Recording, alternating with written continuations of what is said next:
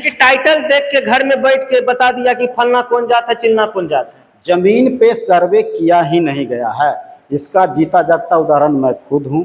मैंने खुद भी जनगणना के रिपोर्ट पर सिग्नेचर नहीं किया। बिना मेरे सिग्नेचर के आपने मेरा रिपोर्ट कैसे दे दिया? ये और चुनाव का समय आ रहा है, उन नेताओं को चिन्हित कीजिए जो आपके समाज के नाम पर मंत्री विधायक एमपी तो बने हुए हैं, लेकिन समाज के लिए उन्होंने कुछ नहीं किया। कभी समाज के हक अधिकार की बात नहीं की, केवल और केवल अपने कुर्सी की हिफाजत में, अपने मंत्री पद के हिफाजत में लोभ और लालच में लगे रहे और सरकार की चापलूसी करते रहे। मैं उन नेताओं को कहना चाहता हूं अपने समाज के युवाओं द्वारा कि आप सतर्क हो जाइए। समय आ गया है कि आपको अगर सरकार की चापलूसी करनी है। सरकार के द्वारा जो डाटा आया उसमें लगभग 27 लाख या 28 लाख आप लोगों का बता रहा है, आप बता रहे हैं 1 करोड़, यानी कि 70 लाख धानुकों की संख्या सरकार ने नहीं गिना। मतलब ये तो बहुत बड़का स्कैम है। अगर आपके अनुसार अगर आप ये चीज बोलते हैं ये सही है तो सरकार को इस पे तो आप लोगों को कोर्ट का रुख करना चाहिए। सरकार को बताना चाहिए कि मेरे जातियों के साथ इबरा का छलावा है जातिगत जनगणना पर किया गया घोटाला है।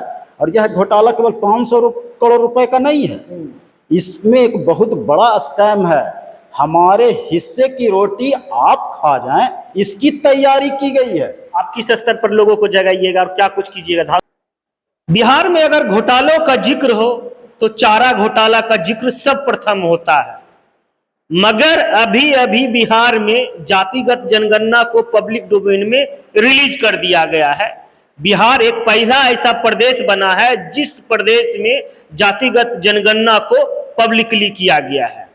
मगर जैसे ही यह जनगणना पब्लिक डोमेन में आई, लोगों का कहना है कि हमने तो सुना था कि बहुत सारे घोटाले होते हैं, मगर पहली बार सुना है कि जाति का घोटाला हमारे प्रदेश में हुआ है। इन्हीं सब मामलों में हमारे साथ बात करने के लिए धानुक एकता मंच के मुकेश धानुक हैं, उनसे बात करते हैं उनका क्या कुछ कहना है इस जातिगत जनगणना में। जातिगत जनगणना सर रिलीज हो गया, क्या कुछ कहना है इसमें? देखिए, इस बात को समझने के लिए आपको सबसे पहले यह समझना होगा कि आखिर जातिगत जनगणना हुआ क्यों है और इसका उद्देश्य क्या है।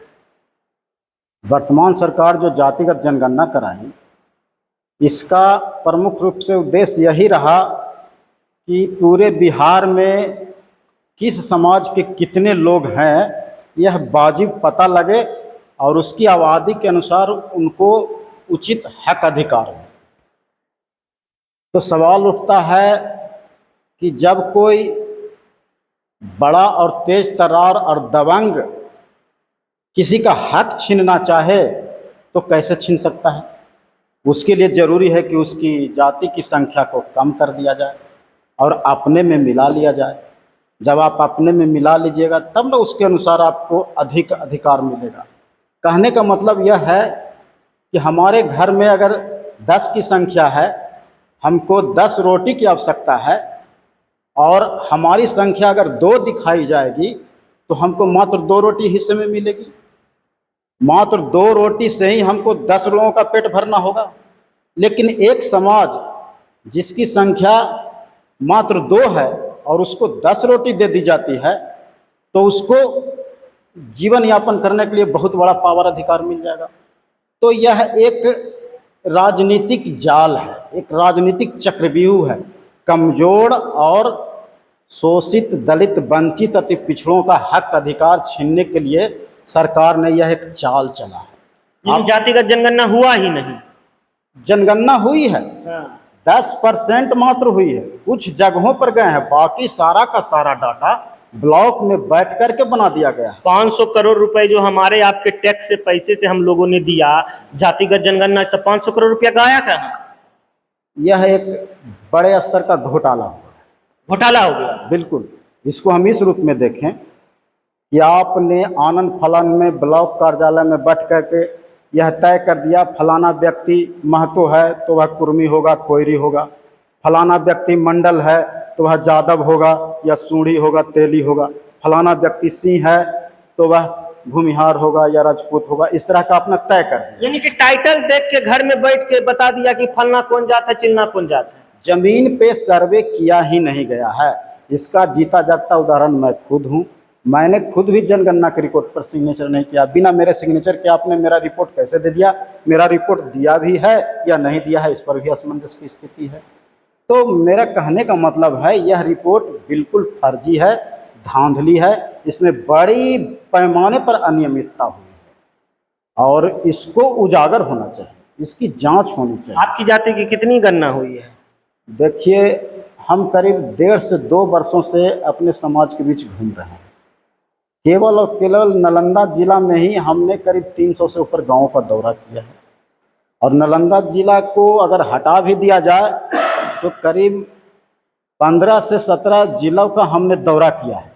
ऐसे ऐसे जगह गए हैं जहां हमारी संख्या बहुत ज़्यादा है, जिसकी अनुमान लगाना भी मुश्किल है। तो हम लोगों ने अपने समाज के लोगों के बीच बैठ करके आपस में चर्चा विचार करके आकलन लगाया है कि पूरे बिहार में अगर हमारी संख्या होगी तो 1 करोड़ से ऊपर होगी।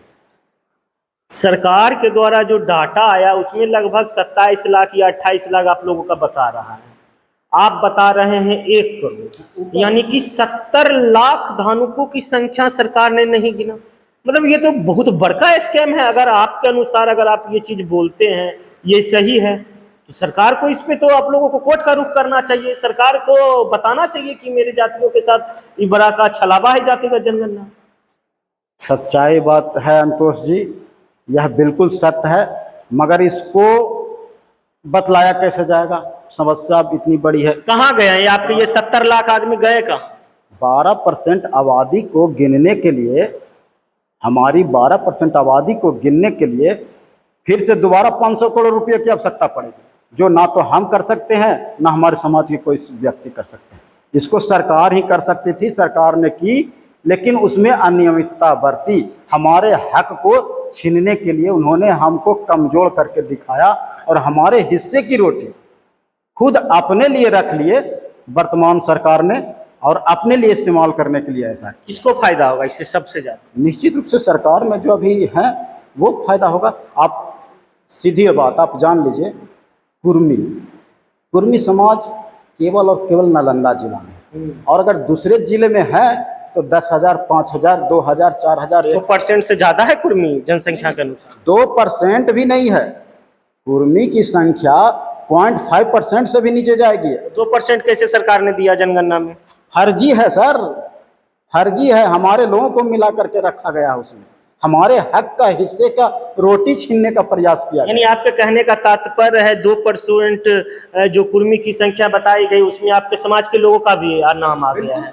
हमारे समाज के लोगों का हिस्सा न सिर्फ कुर्मी ने खाया है बल्कि अन्य समाजों ने भी खाया है। हमारे समाज के लोग सिंह टाइटल रखते हैं बहुत सारी जगहों पर। बेगूसराय चल जाइए, भी मुंगेर चल जाइए आपको मिल जाएगा। बेगूसराय चल जाइए, मुंगेर चल जाइए, उनका आपने कहाँ डाटा डाला, किस समाज में डाटा डाला, हमको यह जानकारी मिलना है।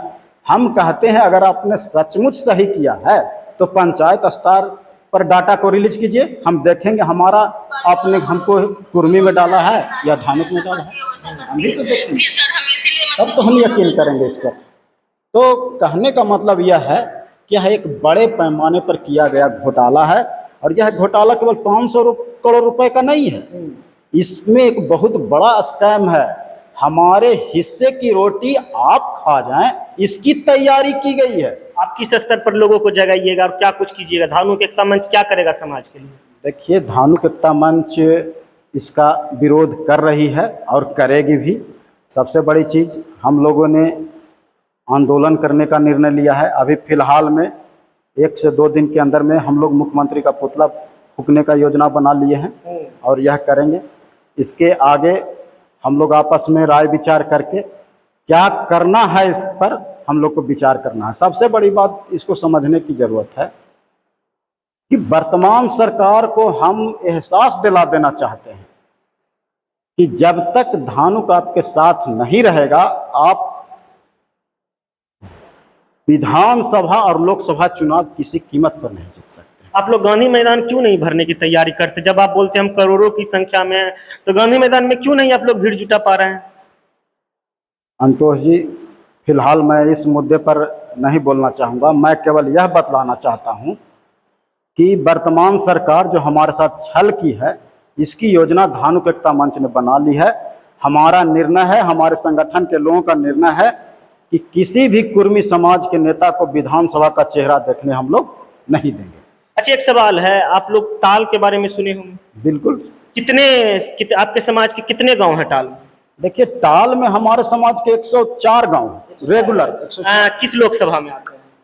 उसको अलग अलग लोकसभा में छितरा दिया गया है ताकि हम लोग एकजुट न हो सके, हम लोग एकजुट होकर के वोट न दे और ज्यादातर एरिया तो मुंगेर लोकसभा में आता है। नहीं नहीं, केवल ललन सिंह जिनके शेखपुरा जो कि जमुई लोकसभा में आता है, कुछ अंश शेखपुरा में आता है, कुछ अंश मुंगेर में आता है। तो आप ज्यादातर कहा जाता है कि संख्या मुंगेर लोकसभा में। ज्यादातर पर मत जाइए, आप इस बात को देखिए कि हमको बांटा गया है, बीच से चीरा गया है, ताकि हम अगर एकजुट रहें तो सरकार के सीने पर चढ़ करके उससे आंख में आंख डाल के हम अपने हक अधिकार को ले लेंगे। लेकिन हमको है कि जानबूझ के काटा गया है, बांटा गया है। विकास क्यों नहीं पहुंचा है टाल में? हम गए थे, टाल का दौरा किए थे, एक रिपोर्टर के नाते, समाज के लोगों के नाते दर्द होता है, तकलीफ होता है जब पता चलता है आपके समाज की महिलाएं शौच करने के लिए अभी भी सड़क पे जाती है, घर में एक भी शौचालय नहीं है, स्कूल की व्यवस्था नहीं है, साफ सफाई नहीं है, यानी कि जो कि जरूरत की चीजें हैं सरकार अभी भी मूलभूत सुविधाएं पहुंचा नहीं पाई है टाल में। ऐसा क्यों? संतोष जी, हम समझते हैं आप मुद्दे से भटक रहे हैं। यह सवाल आपको पूछना चाहिए वर्तमान सरकार के जो एमपी विधायक हैं उनसे। यह सवाल का जवाब देना हमारे लिए उचित नहीं है, उनसे पूछा जाए आखिर उन्होंने क्यों हमारे लोगों को हमसे दूर करने का योजना बनाया। सवाल यह विकास क्यों नहीं हुआ, यह उनसे पूछा जाना है, वर्तमान सरकार से। हम तो यही कह रहे हैं कि हमारे समाज के लोगों को विकास से कोसों दूर रखा जा रहा है और आगे भी कई वर्षों तक हमारे समाज को विकास से कोसों दूर रखने की योजना वर्तमान सरकार बना चुकी है। अच्छा, 24-25 इलेक्शन का सीजन है, किस तरह से आप लोग तैयारी कर रहे हैं? किसके पक्ष में आप लोग इस बार वोट दीजिएगा? धानुक समाज किसके पक्ष में वोट देगा? बीजेपी, जेडीयू, किसको आप लोग दीजिएगा वोट? हम अपने समाज के लोगों से स्पष्ट रूप से कहना चाहते हैं, जो भी पार्टी, जो भी दल आपको हक अधिकार का आवाज उठाए, आपको उचित मान सम्मान दे, आप उसके साथ खड़ा रहिए, लेकिन किसी भी कीमत पर जदयू के साथ खड़ा ना रहिए। हमारा संगठन जदयू के सारे उम्मीदवारों को न लोकसभा जाने देगा और न ही विधानसभा में का चेहरा देखने देगा। हमारा संगठन पूरी तरह से मन बना चुका है धानुक एकता मंच कि जदयू के साथ हमारा समाज, या अपने क्षेत्र में घूमे हैं या पूरे बिहार का जो दौरा किए हैं, सबको पता हमारी संख्या कितनी है। मगर हमारे समाज के मंत्री, विधायक, एमपी अगर नहीं बोल रहे हैं तो उसका सिर्फ और सिर्फ कारण है उनको अपनी कुर्सी से प्यार है, समाज से प्यार नहीं है। उन्होंने समाज के लिए कुछ करना ही नहीं है, केवल और केवल एसी रूम में बैठ के अपनी कुर्सी सुरक्षित कैसे रहे इस पर उनका दिमाग है। तो हम अपने समाज के सक्रिय होते युवाओं से कहना चाहेंगे, जिनको कि मनोबल को कम किया गया है, उसकी संख्या कम दिखा करके, ताकि जो हमारे समाज के सक्रिय लोग हैं, जो नेता बनने के लिए आगे उभरे हैं, राजनीतिक रूप से सक्रिय होने के लिए, उनका मनोबल गिरे और वह हतोत्साहित हों और वह किसी न किसी के पीछे लग के झोला ढोने का काम करें। ऐसा प्रयास किया गया है वर्तमान सरकार के द्वारा हमारे आंकड़ों को कम दिखा करके। अच्छा, उनको भी तो लगेगा जब हमारा आंकड़ा ही नहीं रहेगा तो हम लोग राजनीति क्या करेंगे, ये चीज तो उनको भी नजर आना चाहिए। तो यही ना हम कहना चाहते हैं, हमारे हक अधिकार को छीनने का एक बहुत बड़ा प्रयास किया गया है, परंतु हम अपने समाज के युवाओं से कहना चाहते हैं कि आप बिल्कुल भ्रमित मत होइए। आपकी संख्या जो थी वो है और आगे भी उससे ज़्यादा रहेगी, इसलिए आप हतोत्साहित नहीं होइए। जमीन पर जब वोट देने की बारी आएगी तो ये आंकड़े वोट नहीं देंगे, वोट आपका अपना आबादी ही देगा।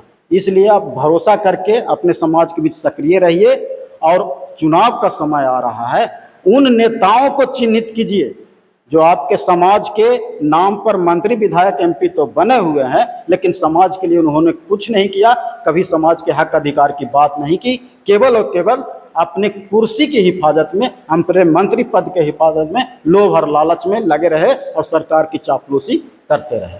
मैं उन नेताओं को कहना चाहता हूं अपने समाज के युवाओं द्वारा कि आप सतर्क हो जाइए, समय आ गया है कि आपको अगर सरकार की चापलूसी करनी है तो सत्ता से हम बाहर कर देंगे। हमारे समाज के लोग उनको घसीट कर बाहर कर देंगे।